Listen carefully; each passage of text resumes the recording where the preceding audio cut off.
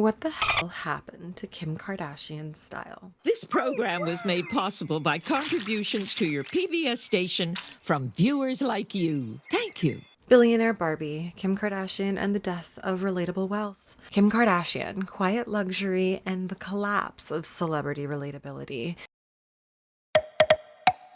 Hello, my pop culture pessimists, postmodern media philosophers, and permanently online glam goblins. Welcome back to your regularly scheduled programming. I'm Meeks, your digital gossip oracle, survivor of Balenciaga's bleakest timeline, and unlicensed therapist for the chronically overstyled. And today, we're holding a seance for the ghost of Kim Kardashian's fashion sense. Because I need to ask, no, scream into the abyss, what the hell happened to Kim Kardashian in style? She used to dress like the main character of capitalism, a rich bitch that we loved or loved to hate. Now she looks like she's in witness protection for billionaires. Beige, bleak, and built like a high fashion air purifier. Now, and this might age me, but there was a time, gather around for this shimmering, nostalgia-soaked flashback, when Kim Kardashian looked like money and made sure that you and your mom knew it. It was part of what made Keeping Up with the Kardashians the vibe, not the grayscale AI-generated fashion hostage of the present day, not the dystopian couture mannequin lost in the Yeezy warehouse. Kim Kardashian used to be the baddest bitch in Calabasas. Bodycon was her battle armor, leopard print her war cry. She didn't wear clothes, she declared them. Every outfit screamed, I'm rich, I know you know, and I'm too booked to pretend otherwise. Her closet was Versailles meets Las Vegas. Sequins, mesh, chaos, and camp. It was glamour on steroids, and filtered through Paris Hilton's early 2000s sparkle vision. It was the fantasy. Think summers in St. Barth's, diamonds in daylight, and paparazzi flashbulbs catching a perfectly contoured snarl outside Craig's at 2 a.m. And we were living for it. Kim didn't follow trends. She set them. She was the moment and the blueprint. But now, the woman who once broke the internet is now dressing like the internet has succeeded in shattering her soul. Somewhere between Kanye's sad beige influence and her pivot to activist billionaire with courtroom realness, Kim decided fashion was no longer about fun, it was about power. And power apparently wears greige, a lot of it. Gone are the looks that shrieked, "It girl has arrived to steal your man." In their place, leather gloves that are TSA incompatible and begging for chafed cankles. Shoulder pads that could land a plane, so buckle up and tighten your helmet. Because here's my thesis, darlings. Kim Kardashian's wardrobe didn't just evolve, it disassociated. Her fashion no longer seduces, it intimidates. It doesn't say, aspire to be me. It says, you can't afford to breathe near me. I think that we are witnessing a style shift from fantasy to freeze out. From rich bitch on Rodeo Drive to CEO of Alienation in a cashmere panic room. It's not just a look, it's a warning. And if we want to make sense of this aesthetic apocalypse, we need to roll back the tape. Because every bodycon dress, every Yeezy morph suit, every sad taupe boot tells a story. A story of influence, a story of image. A torrid tale of how one woman went from sexy opulence to Silicon Valley Stepford wife in under 8 years. So grab your overpriced iced coffee, cancel your plans, and buckle up. We're going on a high-gloss, low-emotion deep dive through the fall of Kim Kardashian's style and the rise of alien chic. Okay, let's go. Welcome to Fashion and Face Police. Chapter 1, 2006 to 2007, The Purse Dog Prologue, Kim Kardashian's hot mess couture era. Let me set the stage. The year is 2006, about to be 07. Paparazzi flashbulbs are synonymous to weapons of mass destruction. Paris Hilton is defacing lives with Microsoft Paint and zero remorse. The sidekick 2 is society's primary love language. And in the shimmering, vodka cranberry-soaked shadow of America's favorite heiress, a starlet is born. Enter Kimberly Noel Kardashian. She's not the main character yet, but baby, she is manifesting. Someone get a tape of this because I hope you do so you can see me when I'm famous and older and remember me of this beautiful little girl. Excuse me, are you leaving? Okay. My name's Kim Kardashian. I'm the dopest on the ropest person in this class. I'm dope on a rope. Everyone loves me. So I'm so popular. Excuse me, Chris loves me the most out of anyone. And everyone's just like jealous because he loves me the most. And She's Paris Hilton adjacent with the hunger of a reality TV intern and the aesthetic of a mid-2000s mall kiosk. She has one hand on a Louis Vuitton Speedy the size of a carry-on and the other locked around a BlackBerry like it's keeping her social relevance alive, because it is.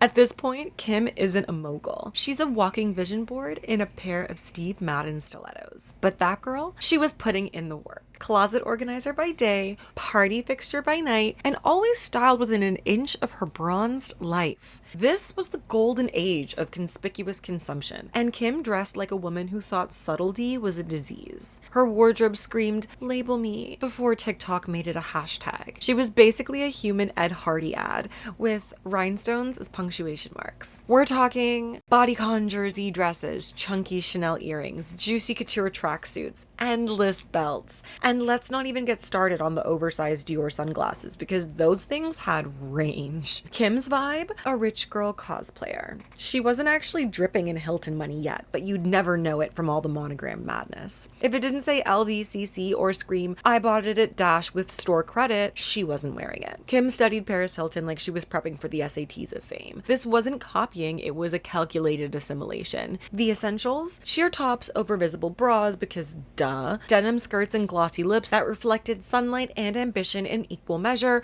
Pumps at 10 a.m. because Kim wasn't just dressing up, she was strategically branding her entire life. Every Kitson run was treated like can, and the poses? Practiced. Chin tilted, one leg forward, flip phone clutched. Kim's 2006 to 2007 style wasn't just trendy. Her finger was on the pulse and she was setting the BPM. Every look said, "I'm next." Not just the next it girl, but the next empire. Kim, can you tell us about your show? Our show airs on Sunday at 10:30 on E! It's called Keeping Up with the Kardashians. She didn't just want the fame, she wanted the franchise, textiles, leopard print, metallics, fringe, distressed denim, and enough body shimmer to oil a NASCAR pit crew. This was not timeless elegance. This was a time-stamped thirst. But you know what? It worked. Because Kim wasn't trying to look rich. She was trying to become rich. This was pre-minimalism, pre-clean girl. In the early aughts, excess was elite, and Kim wore it like an armor forged in rhinestones and hustle. And I'm not going if I'm not having a suite at the Satai. I want the $2,500 room, the best room that they have, the couple bedroom suite. The particular suite that you requested has been booked for a year. I don't care. They need to get that room. That room needs to magically become available for me because I've asked for it for a month ago. You're asking all these things, and you have all these requests, and I'm trying to do my best to get done what you really want. I don't want to stay in a peaceful hotel like everything that you've booked me in Miami has been the worst hotel ever. I don't know what's gotten into you lately, but you should really check your attitude. You know, she can holler at me, or raise her voice, or get angry. I understand she's frustrated, but don't be a spoiled brat, because this is how life is. It's not all perfection. She's so annoying. Her early fashion told you everything you needed to know. I don't come from nothing, but I'm here to take everything. What made it iconic? It was relatable. It was aspirational. It was tacky in a way that felt achievable and fabulous in a way that felt inevitable. Kim wasn't the best dressed, but she was the most committed. She wasn't born cool. She clawed her way into coolness in 5-inch heels and hoop earrings the size of hula hoops. She was the queen of hot mess realness, and from the ashes of her Von Dutch trucker hat rose a Kardashian dynasty. Kim's early fashion, bodycon, juicy rhinestone chaos, aligned with what evolutionary psychologists might call signaling fertility aesthetics. Hyper-feminine curves, glossy hair, bronzed skin, all exaggerated and made obvious. But the key here, it was accessible glamour. Anyone with a flat iron, MAC counter credit, and a Forever 21 spree could mimic it. This made her style a participatory fantasy. The average girl could cosplay opulence. Think conspicuous consumption, but democratized. I love this. I'm really into belts. Do you like that with the circle or not? Yeah. I love this. I have to get this. That I love. She really knows how to shop, huh? I know. Whenever I shop with Kim, I always get super nervous because she buys like everything in sight. Your total is $19,723. That's after your discount. 19,000? Kim's always had a shopping problem. It's just escalated as she's made more money. Wait, how dope is it? Is it not the sickest thing you've ever seen in your life? Got 12 boxes here for you. 12 boxes? What the hell do you have? Kim has that, and that. No one has to shop this much. Oh, I love this. Thorsten Veblen's conspicuous leisure was alive and rhinestoned here, but it was an aesthetic you could buy into with a mall job paycheck. Early Kim reflected what Nancy Etkoff calls the survival of the prettiest: symmetry, shine, and hyper-femininity. But she layered it with relatability. That relatability is why she was magnetic. She looked like she was trying, and effort reads as accessible. You don't want to be like too sexy. You know, you don't want people to not be able to relate to you, or that's all that they think of you as. I'm actually really kind of like goofy and nerdy, and I kind of just stay home. I'm not this like sexy person that everyone thinks I am. The princess is in the building. Chapter 2.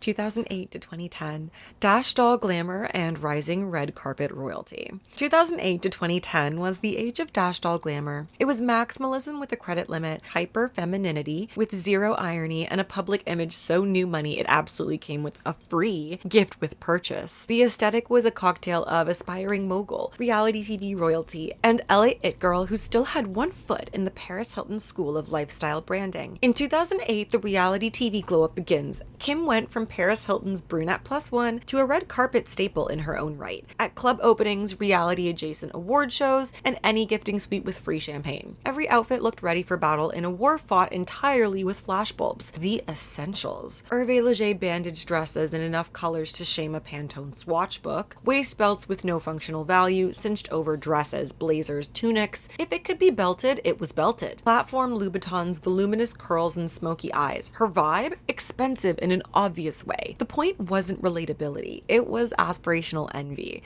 I don't have a care in the world. When you're getting money, you don't have a care. Roger that. Roger that. 2009, refining the fantasy, still addicted to accessories. By 2009, the budget got bigger, the entourage got slicker, and the outfits got even more deliberate. Neutral tones, glossy finishes, taupes, creams, and blush pinks, but always shiny. Satin, patent leather, or gloss to perfection. Menswear, but make it cleavage. Tuxedo jackets with nothing underneath. Wide-legged trousers paired with fitted vests. Always with a nod to the bodycon roots.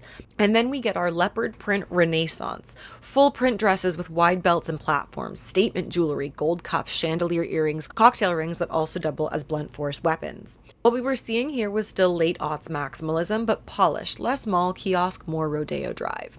And in 2010, we get the brand being born. By the early 2010s, Kim was not just a celebrity, she was a socialite in development. She began appearing at fashion week, sitting front row at luxury shows, and collaborating with designers as a celebrity guest rather than an invited curiosity. Head to toe beige, all black, or soft blush, coordinated, controlled, and visually cohesive. We see tighter curls, more precise contouring, strategically placed highlight. The smoky eye graduated from night out to camera ready for HD. Are we running errands? We need 6-inch stilettos. Grocery store? 6-inch stilettos. Sneakers were a future invention. We were experimenting with structure in this era because we saw pencil skirts, peplum tops, tailored coats, classic silhouettes filtered through the Kardashian glam ethos. I would argue that this was Kim's transitional phase, from tabloid girl with a boutique to emerging mogul with a future billion-dollar brand. The seeds of Skims, KKW Beauty, and her fashion partnerships were being planted here. This era was hyper-feminine, high-maintenance, and entirely aspirational. The public still believed they could look like Kim, with the right contour kit and a maxed-out Amex. She was accessible luxury, not yet the untouchable minimalist she'd become in her Kanye coordinated years. Kim wasn't selling exclusivity. She was selling a lifestyle you could almost afford, and that is what made her dangerous. Her Hervé Leger bandage dress era is basically a thesis in waist-to-hip ratio science. Evolutionary psychologists have argued for decades that a 0.7 ratio signals fertility, health, and therefore attractiveness. Kim embodied that and sold it literally in spandex. But her beauty was still packaged for the masses. You could contour like her with YouTube tutorials. You could belt your Zara dress and call it Kardashian chic. Compared to Marilyn Monroe's hourglass in the 1950s,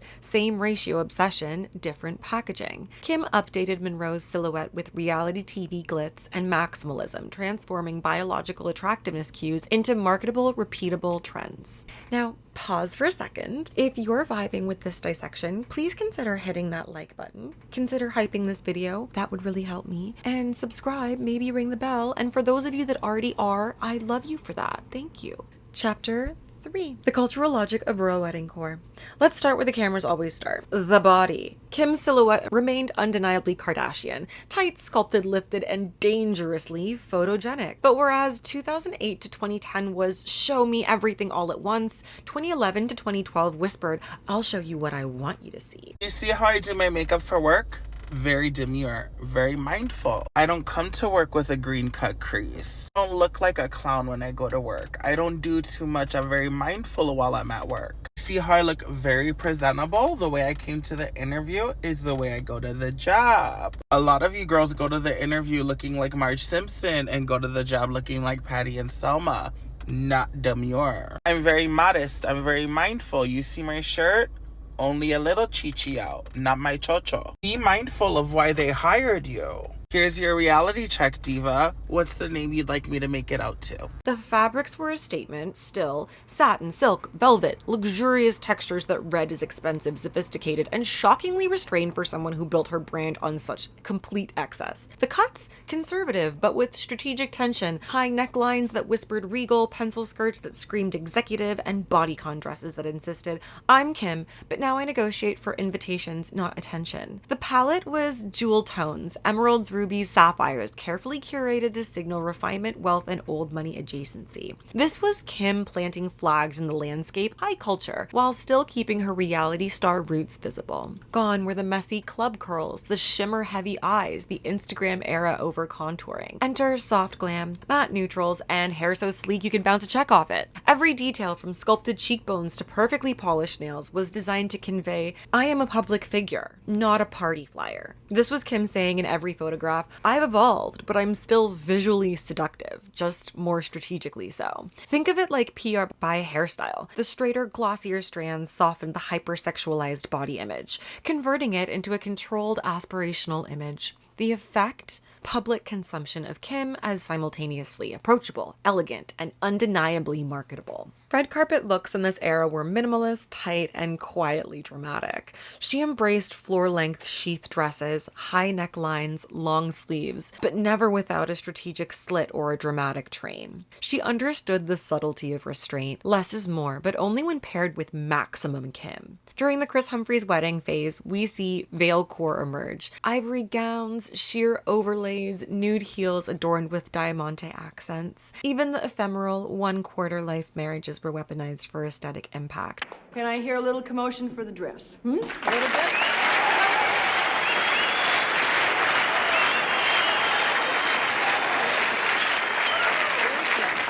Now let's hear it for the back of the dress.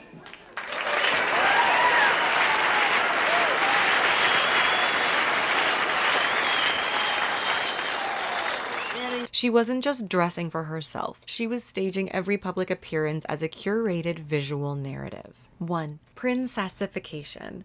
This era was Kim's cultural pivot post-William and Kate 2011 royal wedding. Media obsession with Duchess core didn't escape Kim's radar. She adopted her own princess polish, blending Jenny Packham modesty with Vegas glam photoshoot audacity. Kate Middleton could wear her demure frocks. Kim wore them with a side of spectacle because she understood the optics of attention in a post-reality TV celebrity economy. 2. Post-feminist aspirational dressing. This was more than style, it was strategy. Kim leveraged post-feminist logic, dressing as both object and executive. She was sultry, yet controlled sexy, but serious. The wardrobe communicated, I'm aware of the male gaze, but I'm also negotiating corporate credibility. This is the subtle art of visual double entendre. 3. Performative class climbing. Socially, Kim was ascending, even if financially she'd already peaked. This was classic performative respectability. Tailored blazers, jewel tones, red carpet discipline, but she never fully abandoned her bodycon roots, maintaining the tension between classic refinement and Kardashian indulgence. The result? Magnetic. Unforgettable. Dick Hedbidge's concept of recuperation hits here like a velvet hammer. The hyperfemininity and sex appeal of Kim's earlier wardrobe have been mainstreamed, polished, and reintroduced as her version of sophistication. Fashion has become a tool of soft power for her. Through visual language alone,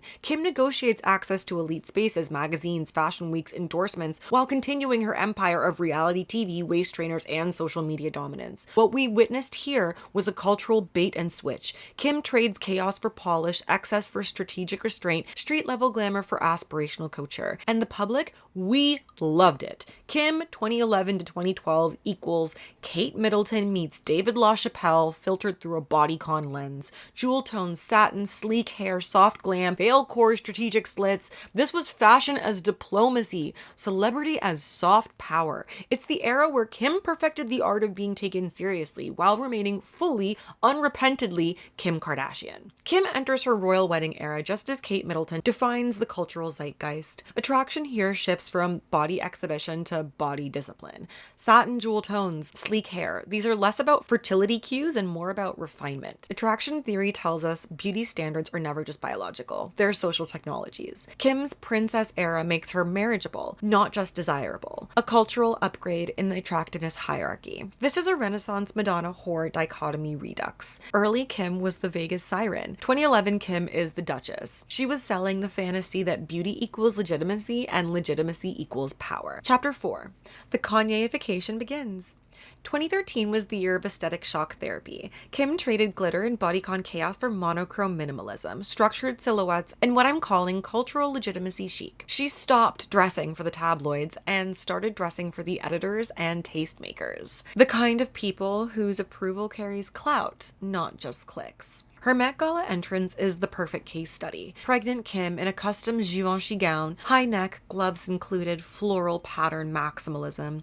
Memeable? Absolutely. Twitter called her a couch. The internet called her curtains. Now will you be a doll and fetch Mummy a knife? A knife? Oh, I'm sorry. I think you'll find one lodged in the middle of my back. Okay, well that's a lot.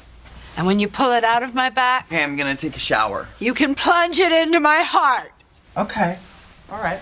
Plunge it into my heart. But this was a signal flare to the fashion world. Kim was no longer just a spectacle. She was a player in a visual economy that valued concept over consumption. Think white, beige, army green, goodbye jewel tones, hello Yeezy core. These colors weren't just aesthetic, they were ideological. Minimalism became a visual language of power. Structured coats, midi skirts, sheer panels, designer logos whispered rather than screamed, signaling sophistication without needing fanfare. We get center-parted strands, matte textures, soft contouring, sparkle, shimmer, and volume were exiled. Kim's face became a canvas for thought, not entertainment. Kim began dressing as if her outfits were essays rather than decoration, clothing as a statement, as a social thesis, as a declaration of belonging in fashion's upper echelon. This was no casual aesthetic influence. This was male-guided identity curation. Kanye West didn't just influence Kim, he recast her image. Kim became a living, breathing canvas. Her body was no longer just a spectacle, it was an art object curated for conceptual resonance. Aligning with Kanye opened doors to spaces, Fashion Week, editorial spreads, luxury brand collaborations that had previously excluded her reality TV identity. Kim's image began to function as soft power, access, legitimacy, and cultural gatekeeping, all codified in beige, black, and army green. Once Kim became Kanye's muse, her personal style was essentially obliterated and rebuilt. This wasn't influence, it was aesthetic colonization. She became a walking Yeezy doctrine, a blend of dystopian streetswear and couture maximalism. We got neutrals so neutral they hurt. Oatmeal, taupe, sand, beige. If color exists outside the spectrum, Kim doesn't acknowledge it. We see long duster coats trailing like drama itself. These were statements of intentional movement. We saw lingerie as outerwear, skin tone bodysuits, because when you're both a celebrity and a brand, pants are optional, but visual cohesion is mandatory. We got bike shorts, PVC heels, the aesthetic of I could be in the gym, but also the Museum of Modern Art. Practicality plus spectacle equals genius. What we got from Kim at this time was not just fashion, it was a visual thesis on minimalist power and curated identity. Every outfit was palette appropriate, not pretty. This was fashion as control, messaging, and social insulation. The public wasn't meant to emulate her, they were meant to observe, decode, and admire. Her transformation reflects celebrity sociology. She became a figure whose appearance signaled class, access, and cultural literacy, rather than personality or relatability. Kim, at this point, is no longer a person. She's a living, breathing brand asset, a template for minimalism, editorial sophistication, and aspirational neutrality. Clothing here is a tool to delineate who is inside the culture and who's outside. The death of belts, ripped to the 2009 waist cinchers. Kim was no longer about sparkle or approachability. She was conceptualized, curated, untouchable, a visual language that required literacy to fully decode. Now we pivot. Attraction here becomes less about the body and more about the brand. Minimalism neutrals architecture-like tailoring. These say, you don't need to want me. You need to respect me. This taps into George Simmel's theory of fashion as social distinction. The shift mirrors the rise of quiet luxury as an attractiveness code. The hotness is no longer sexual. It's conceptual. Kim here embodies what Naomi Wolf critiqued in The Beauty Myth, that attractiveness shifts from accessibility to unattainability as power consolidates. She's no longer the girl you can copy with contour. She's a cipher in beige, and if you don't get it, you're excluded. Chapter 5, 2017 to 2022. Kim as the CEO of underdressing, monochrome, and the Balenciaga overload. She looks like a Victorian cocktail waitress in Las Vegas. Something a Teletubby would wear to a party. It's like a Brady Bunch dashiki, like reggae Jesus. The theme is sort of Fragonard, Madame de Pompadour meets 21st century rock star slash Williamsburg Hasidic gentleman. Okay. Any questions? No. Oh, honey. Rug in vinyl, busy and tacky. A felt gown. Your husband helps you back into your straitjacket. You're a mess just standing. So, I mean, traveling, you're gonna just be like a homeless person. Pleasure me pockets. You pooped in your pants. The crotch is just every woman's nightmare. Not a lot of women want to have canceled on their crotch. Comme des Garçons goes to the Amish country. It's like full, like 80s kind of Mugler, addicted to love. She has camel toe in big shorts. She looks like a transvestite flamenco dancer at a funeral. She looks like a disco soccer ball. Unless you are going to a Joan Crawford St. Patty's Day party. I mean, who is wearing this blouse? Tight satin?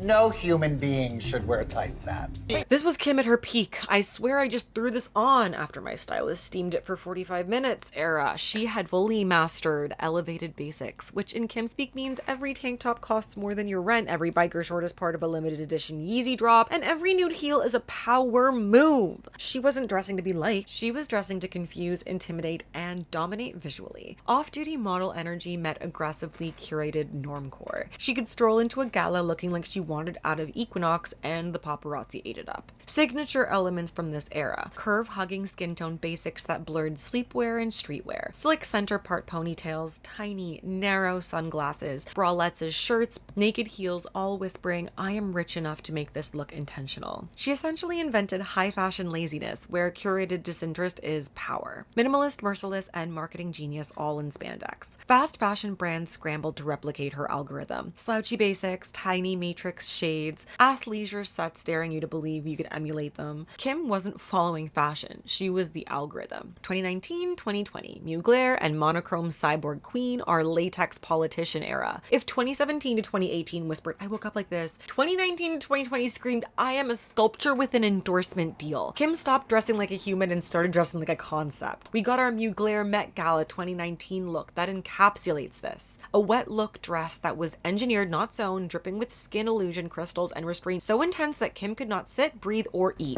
Oh, Kim, look at your waist. I know, right? Oh my God, gorge, bye. But I used to dream about this night. I used to sit home in bed on my computer looking at all of the pictures of everyone, dreaming one day that I could ever attend a Met Ball, and never really even believing that that would ever happen. So to be the cover girl going to the Met in Mugler is honestly the biggest dream come true, and I'm honestly so humbled by the idea.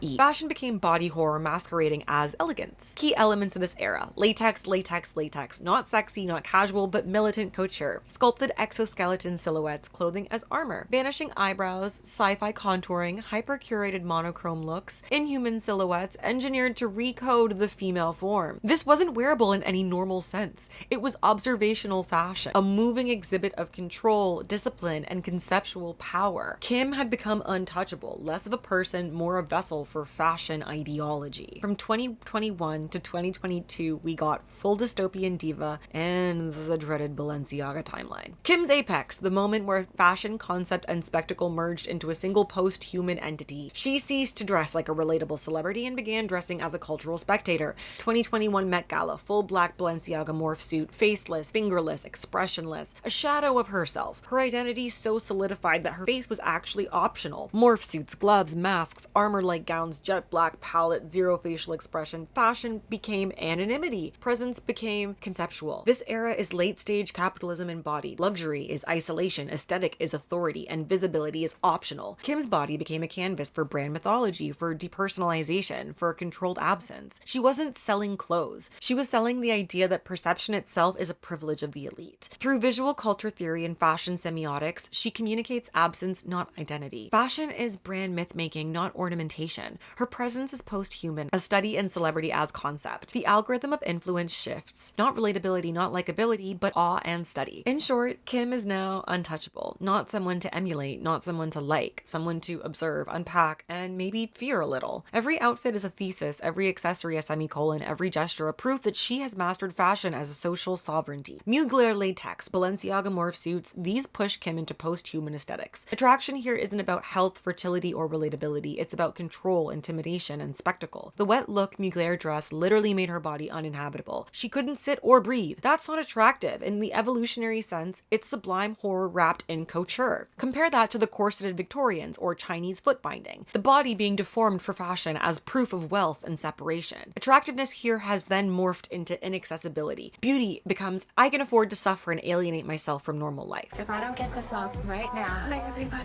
I've never been in this much pain before. Seriously, besides my fingers. never. I know. Everyone is still in my house while we always. Well, because I had to sit at two different points, and I was going to sneak out right before the dinner. And I walked by Anna's table, and Anna goes, "Perfect, you're here. Can you sit in my seat while I go make my rounds?" And I was like, "Okay." Oh my God. Lau, will you take a pic of my back? Let me see. Does it look crazy? Oh my God, really? Was the pain worth it? Absolutely. Yes. That's just who I am. If you look good, it is all worth it. Well, who was your favorite look? Chapter 6. 2023 to 2025. Peak alienation era. Welcome to the beige matrix. Kim Kardashian's wardrobe post-2023 has fully abandoned aspiration and admiration, entering what can only be described as fashion as fortress. Her clothes no longer whisper money. They hiss, "Don't touch me, don't approach, don't even think about the price, peasant." This is not about looking good. This is about asserting dominance through emotional and aesthetic detachment, using clothing as a barrier between herself and the world. Where once she dressed to inspire envy, she now dresses to escape relatability entirely, embodying the alienation of celebrity identity under hypercapitalism. Her couture choices, ranging from sterile Barbiecore to architecture-like gowns, signal an intentional separation from the public. This is my casual fit. I'm literally in sweatpants. What more do you want from me? I have no makeup on. Like, give me a fucking break. I'm not judging any of you guys. She asked if I was casual, and I am casual. Literally, if I wore this gorilla trekking through elephant shit, this is casual. This is casual. Reflecting a society increasingly aware of wealth inequality, the illusion of meritocracy, and the social distance of the ultra-elite. The aesthetic of this era is stark. Glamour gives way to geometric austerity, accessibility is replaced by elitist symbolism, and fun is replaced by fashion as fortress. Signature moves include sculptural gowns that force the body into shapes no human could comfortably exist in, obscure conceptual designers whose names only curators or 1% level stylists could pronounce, and fabrics that function as metaphor, latex as armor, silk as ghostly veil, scales, and engineered leather as a laboratory experiment in couture. Her color palettes are deliberately sterile, often bone black or the infamous $400 candle beige, stripping joy from her wardrobe to reinforce inaccessibility and control. During the brief nod to Barbiecore, Kim's engagement with pink and femininity was entirely clinical. They were not playful looks. They were Barbie in a corporate boardroom. Sculpted wigs, vacuum-sealed dresses with zero sparkle or humor. Her wardrobe in these moments functions less as clothing and more as mood installation, a deliberate emotional and semiotic statement. She's hovering above the trends, existing in a zone that is simultaneously Dune, The Row, and fashion hallucination AI. An alien futurism designed to impress, intimidate, and ultimately remain untouchable. From a theoretical perspective, this era is a masterclass in visual culture and fashion semiotics. Sion Guy's concept of the sublime is particularly instructive. Kim's clothes are simultaneously boring and overwhelming, too much and yet nothing, denying easy emotional engagement. This highlights George Simmel's theory of fashion and distinction, illuminating the intentional inaccessibility of her designs, which physically and symbolically separate her from the masses. Kim has fully transitioned into a post-human celebrity. You can't make people love you, but you can make them fear you. Her body is no longer a site of personal identity, it's a vessel for conceptual aesthetics. Presence has become thesis, interaction is now algorithmic, and the public is relegated to observer and decoder, rather than participant. Pierre Boudreau's notion of cultural capital is evident in her wardrobe as well. Her fashion choices are less about taste or skill and more about exclusivity, abstraction, and anti-aestheticism. This mirrors the Kardashian brand in the Hulu era. Less chaos, more curated content. Hyper-controlled, hyper-considered, and hyper-unreachable. Her fashion communicates clearly, don't perceive me. I exist in an algorithmic fantasy. My body is a billboard for aesthetics beyond your comprehension. In the big picture, Kim's 2023 to 2025 fashion represents the apotheosis of visual power projection under hypercapitalism. She's no longer aspirational, she's mythological, a post-human icon. Her wardrobe signals that luxury is about control, exclusivity is about emotional detachment, and celebrity is no longer a person but a concept. She doesn't dress to be seen, she dresses to vanish, to assert authority, and to exist as a carefully curated symbol of aesthetic power, firmly establishing herself as the apex in late-stage celebrity culture. Here, Kim embodies Sion Nagai's sublime, aesthetic choices that are both overwhelming and boring. Beige gowns, faceless morph suits, and sterile Barbie boardroom looks. She's not selling attraction, she's selling alienation. Attractiveness has collapsed into a luxury code.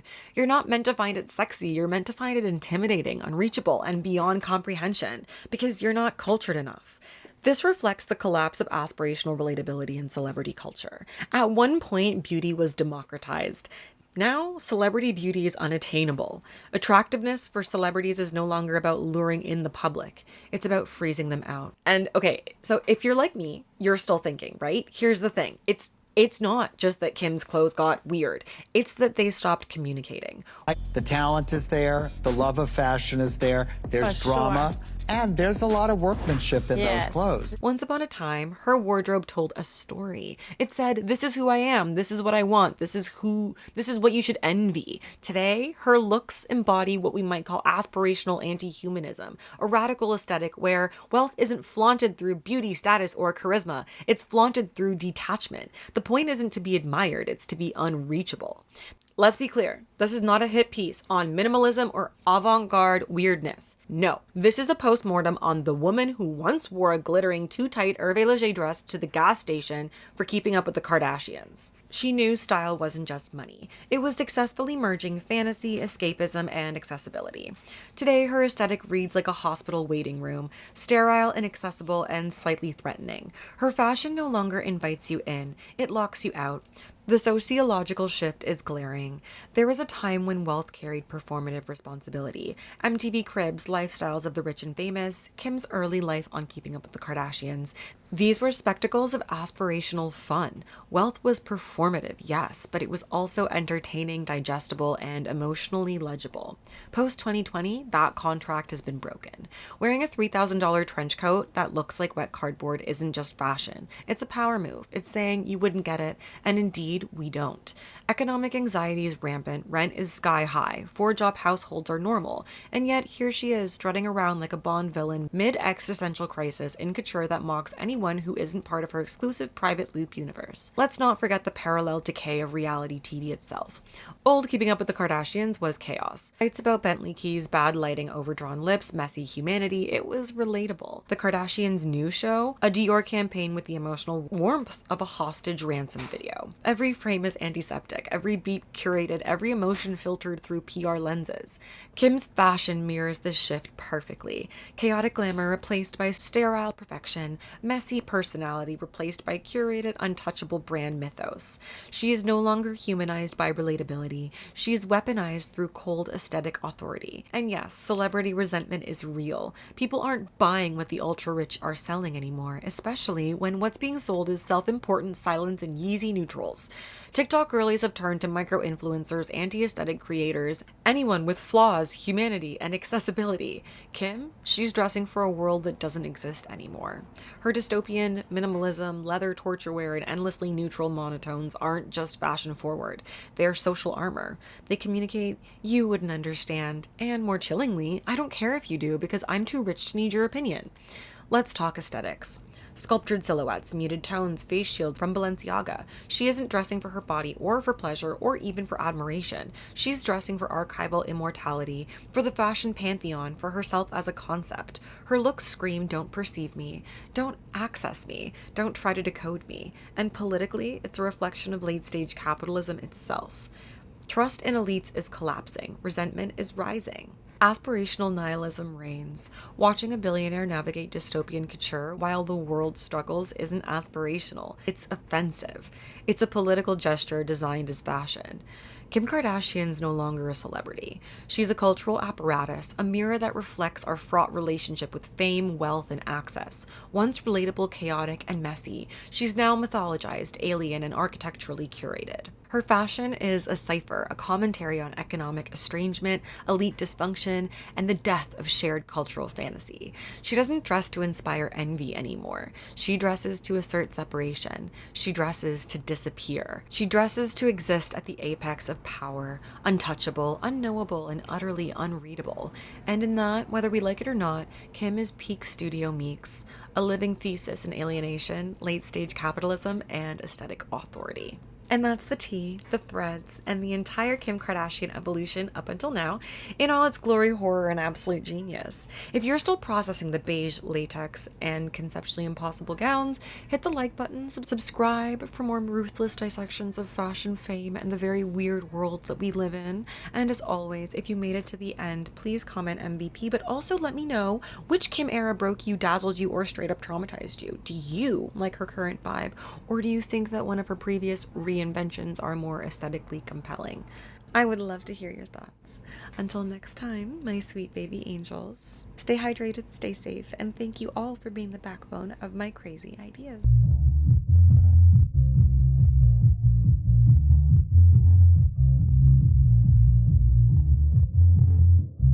Thank you everybody very much for watching.